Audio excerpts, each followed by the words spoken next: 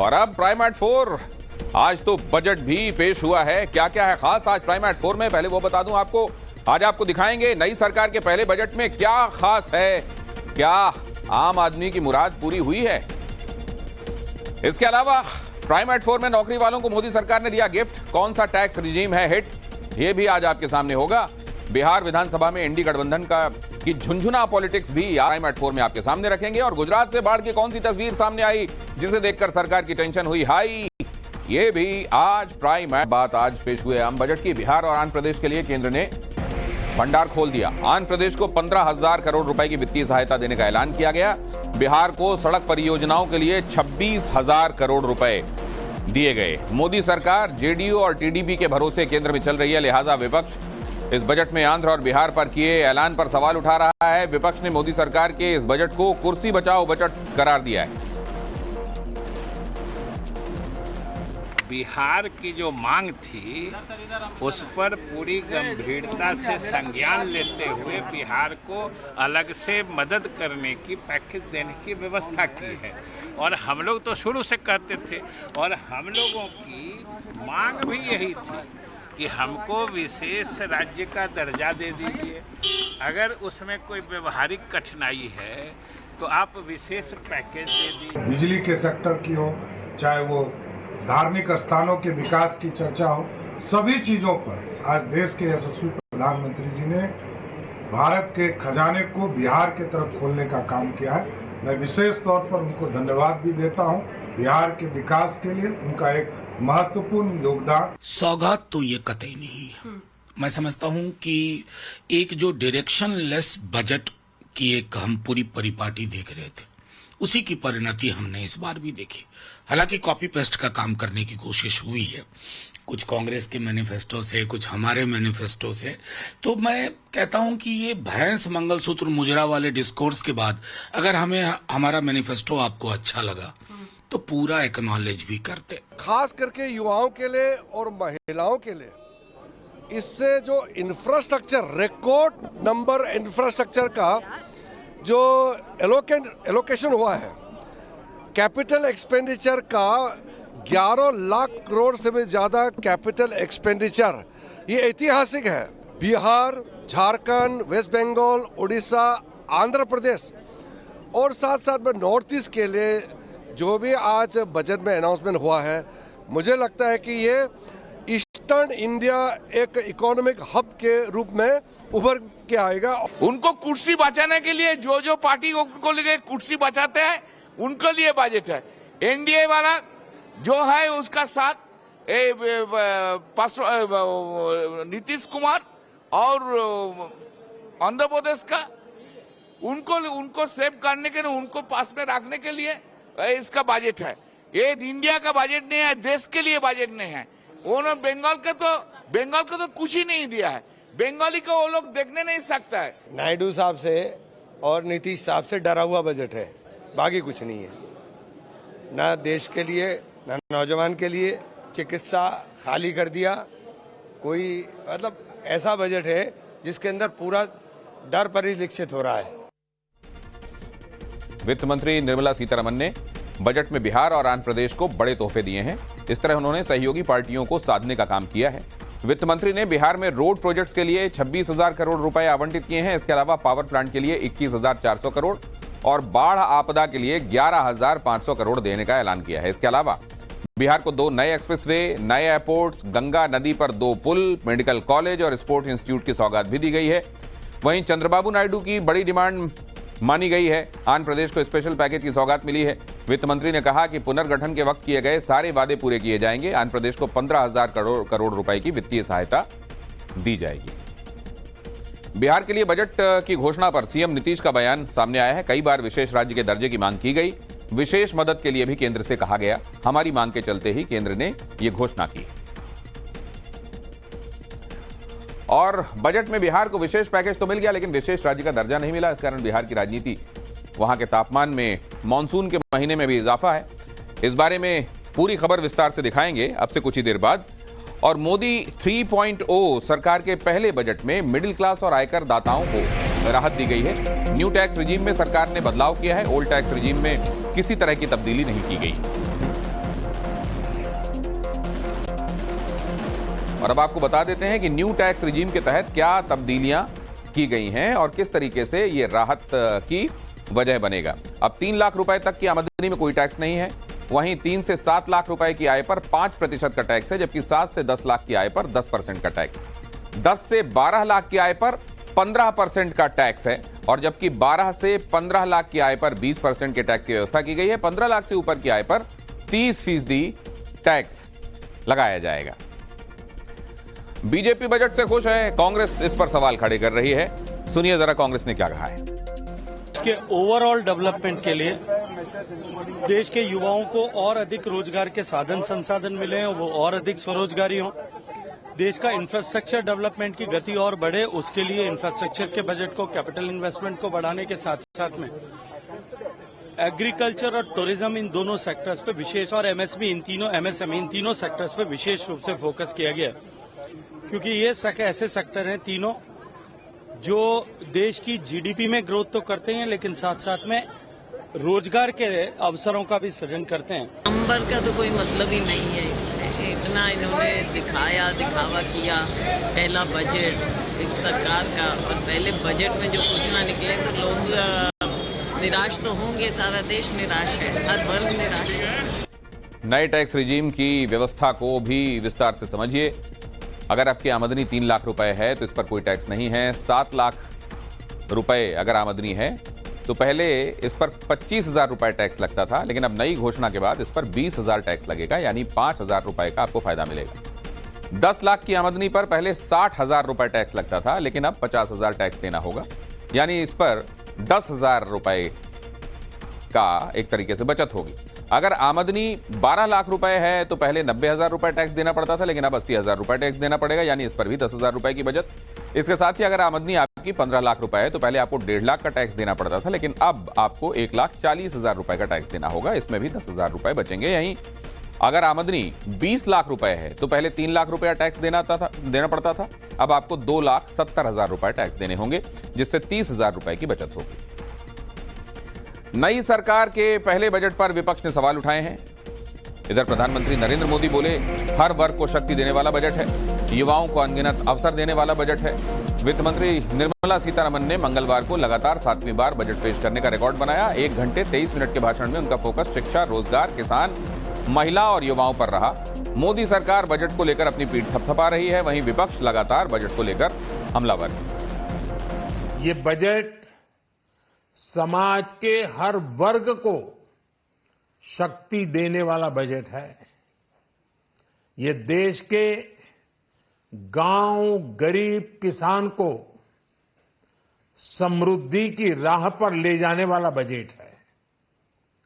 पिछले 10 वर्षों में 25 करोड़ लोग गरीबी से बाहर निकले हैं।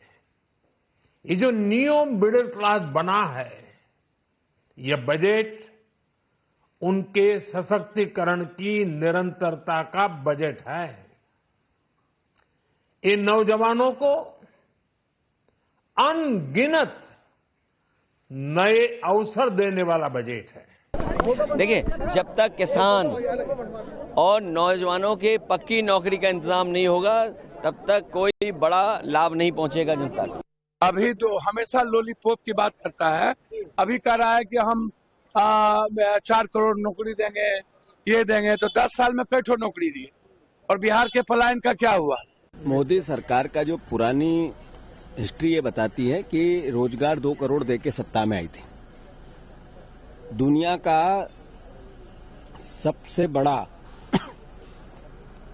बेरोजगार देश हो गया। 4 करोड़ रोजगार, यानी वो 2 करोड़ के झूठ को डबल कर दिया। डबल इंजन की सरकार होती है, ऐसे डबल झूठ की सरकार। बजट दिल्ली के कागजों में उनको ठीक लगता होगा, लेकिन ग्रामीण पृष्ठभूमि पे ठीक नहीं है। इसका ज्यादा लाभ किसानों को नहीं होगा, कंपनियों को जरूर लाभ होगा। पेपर लीक मामले में कांग्रेस का दिल्ली में प्रदर्शन देखने को मिला। एनएसयूआई के छात्रों ने उनकी एनटीए को बैन करने की मांग है। नीट की दोबारा परीक्षा कराए जाने की मांग भी है। छात्रों ने शिक्षा मंत्री धर्मेंद्र प्रधान से इस्तीफा मांगा। पूरे देश में जो एक मायूसी का माहौल बना हुआ है परीक्षा को लेकर, कोई किसी भी परीक्षा में आज के दिन देश में कोई विश्वास नहीं बचा है। एनटीए को बैन करने की मांग लगातार हम कर रहे हैं, लेकिन संसद में आके माननीय धर्मेंद्र प्रधान जी कहते हैं कि आज तक कोई परीक्षा लीक ही नहीं हुई है। तो मुझे लगता है कि इतनी शर्म उनको आनी चाहिए और उस पर तुरंत इस्तीफा देना चाहिए धर्मेंद्र प्रधान जी को। ये जो परीक्षा लीक हो रही है उसकी हम कड़ी निंदा करते हैं और उसी के कारण आज हमें सड़कों पर उतरना पड़ा। देखिए, नरेंद्र मोदी और धर्मेंद्र प्रधान 24 लाख छात्रों के भविष्य के साथ खिलवाड़ कर रहे हैं। पुनः रीनीट का आयोजन करवाना चाहिए, छात्रों के भविष्य के साथ खेल न करें। इसका आज हम विरोध यहाँ पर दिल्ली में कर रहे हैं और लगातार इसी तरीके का विरोध दर्ज किया जाएगा अगर पुनः रीनीट एग्जाम नहीं किया जाता। खबर गुजरात से। कच्छ में भारी बारिश के बाद बाढ़ की स्थिति बन गई है। नखत्राना तहसील की हालत दिखाता हूं आपको। यहां सड़कें नदियों की तरह दिखाई दे रही हैं। कई फीट गहरा जल भराव है। जानकारी के मुताबिक कच्छ के नखत्राना को बाकी इलाकों से जोड़ने वाली लगभग सभी सड़कों में कई फीट पानी भरा हुआ है, जिसकी वजह से ये बंद हो गई हैं। पानी का लेवल इतना ज्यादा है कि बारिश का पानी लोगों के घरों और दुकानों में भरना शुरू हो गया है। मौसम विभाग का कहना है कि कच्छ में अगले 48 घंटों के दौरान तेज हवाओं के साथ और बारिश होने की संभावना है। इसको लेकर रेड अलर्ट जारी किया गया है। वहीं 24, 25 और 26 जुलाई को गुजरात, सौराष्ट्र और कच्छ में भारी बारिश का ऑरेंज अलर्ट जारी किया गया है। खबर पोरबंदर से। गुजरात के पोरबंदर में बाढ़ से तबाही हुई है। पूरे शहर में 5 फीट गहरा जल भराव है। बीते कई दिनों से बिजली आपूर्ति ठप है। लोगों के रेस्क्यू में जुटे हुए हैं सेना के जवान।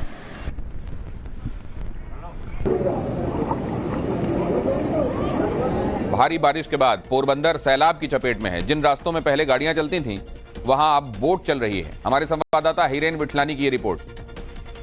इस वक्त हम किसी नदी या समंदर में नहीं, बल्कि पोरबंदर शहर के बीचों बीच आई हुई एक रेसिडेंशियल कॉलोनी में हूँ।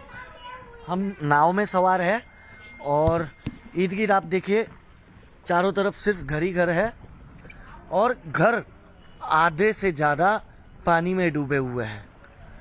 ये पोरबंदर में जो बीते 5 दिनों से बाढ़ आई हुई है, जो भारी बारिश हो रही है, उससे हालात लगातार बद से बदतर होते जा रहे हैं। अब देखिए, लोग खुद भी नाव का इस्तेमाल कर रहे हैं। देखिए, ये एक युवक है जो खुद भी एक पर्सनल नाव लेकर आया है और वो तैर रहा है। हर साल की यही तस्वीरें होती है।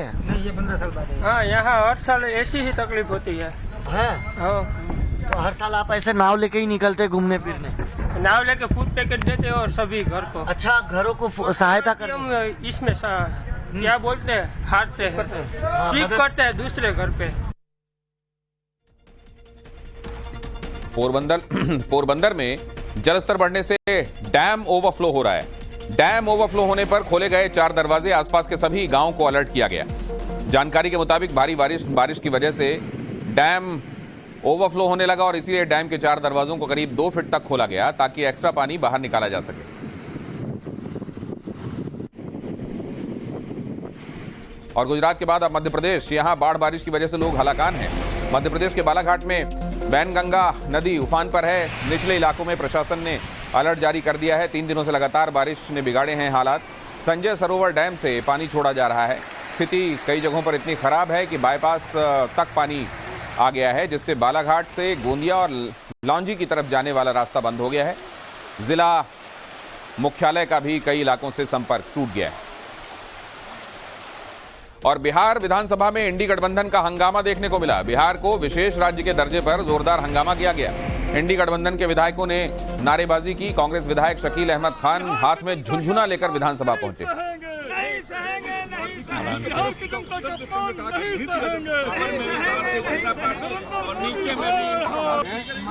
के दर्जा के मामले में भाजपा ने झुनझुना दिया बिहार को। माननीय नीतीश जी और अंडा गठबंधन की सरकार बिहार इस पे सोचे कि क्या वो झुनझुने से अपना दिल बहलाएगी।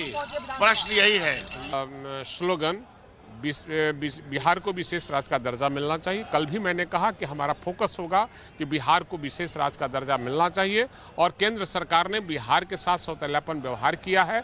हम उसका विरोध करते हैं और सड़कों पर उतरेंगे बिहार को विशेष राज्य का दर्जा मिले, क्योंकि केंद्र हमेशा बिहार के साथ सौतेलापन व्यवहार करते रहे। विधानसभा के बाहर राबड़ी देवी ने भी प्रदर्शन किया। नीतीश मोदी सरकार के खिलाफ प्रदर्शन करते हुए तख्ती लेकर वो पहुंची। राबड़ी का प्रदर्शन यहां देखने को मिला। नीतीश की मांग उन्होंने कहा कि पूरी नहीं हुई है, अब उन्हें इस्तीफा दे देना चाहिए।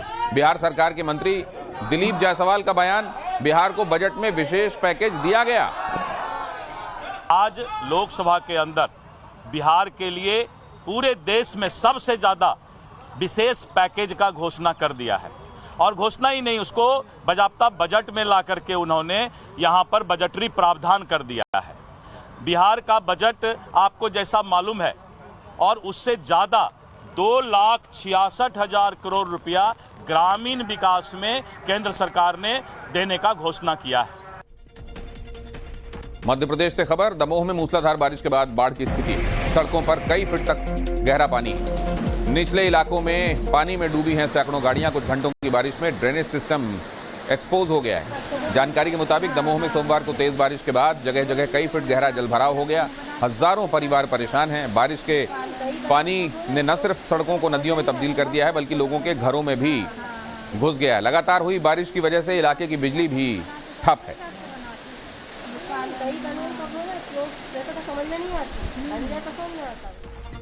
दमोह में जलमग्न हुए घरों से लोगों को रेस्क्यू भी किया गया है। यहां देखिए आप, एसडीआरएफ ने लोगों को घरों से निकाला है। दमोह में जैसा हमने आपको बताया, कुछ ही देर की बारिश में कई जगहों पर कई फीट तक पानी भरा हुआ है। स्टेट डिजास्टर रिलीफ फोर्स ने बाढ़ग्रस्त इलाकों में ऑपरेशन चलाया है।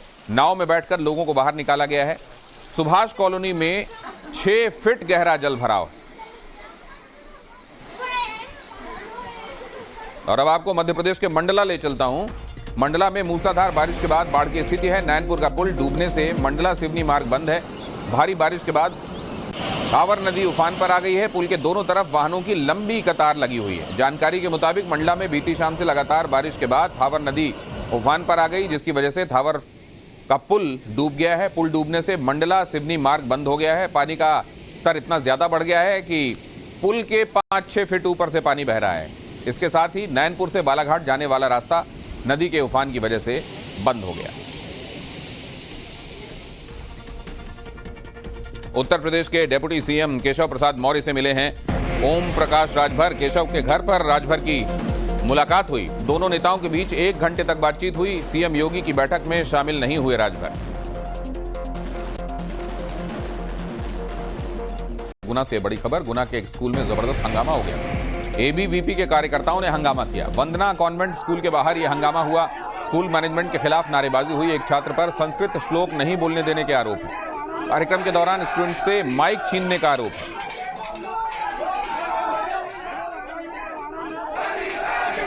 उस विद्यार्थियों को अपमानित कर किया, हिंदू धर्म को ठेस पहुंचाई, राष्ट्रवाद को ठेस पहुंचाई, गुना नगर वासियों की भावनाओं को आहत किया। इसके लिए आज विद्यार्थी परिषद ने यहाँ उग्र आंदोलन किया है और मांग की है कि मैडम को जल्द से जल्द निलंबित किया जाए, उनके ऊपर कार्रवाई की जाए।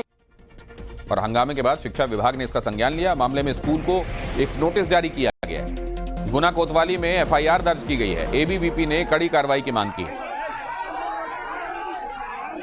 मीडिया के माध्यम से ये मामला हमारे संज्ञान में आया है कि वंदना कॉन्वेंट स्कूल की प्राचार्य ने एक बच्चे को संस्कृत के श्लोक एवं हिंदी बोलने पर मना करते हुए अंग्रेजी में बोलने के लिए कहा है। हमारे संज्ञान में जैसे ही मामला आया तत्काल हमने लिखित में नोटिस प्राचार्य को दिया है और अभी हम और हमारे जिला प्रशासन से डिप्टी कलेक्टर साहब यहाँ पर उपस्थित हैं। हम प्राचार्य मैडम के अभी बयान लेंगे और इस मामले का पूरा जांच प्रतिवेदन तैयार करके और कलेक्टर साहब के समक्ष प्रस्तुत करेंगे। जो भी यथाउचित कार्रवाई होगी हम।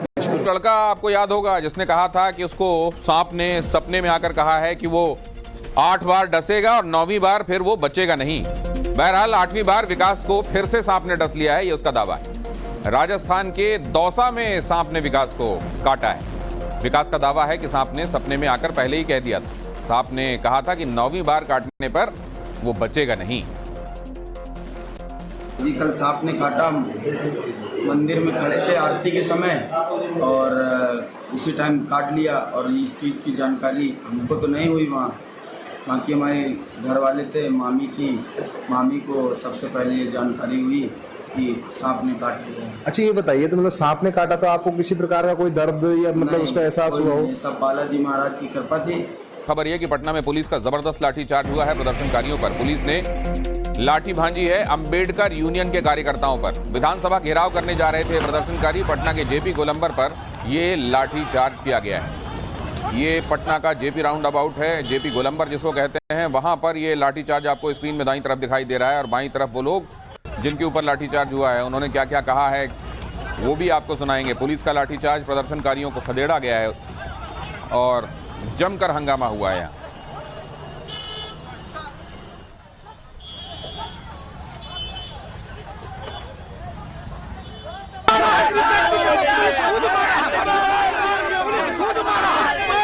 पुलिस खुद मारा है, पेट का मारा है, जो हमें कंत में है।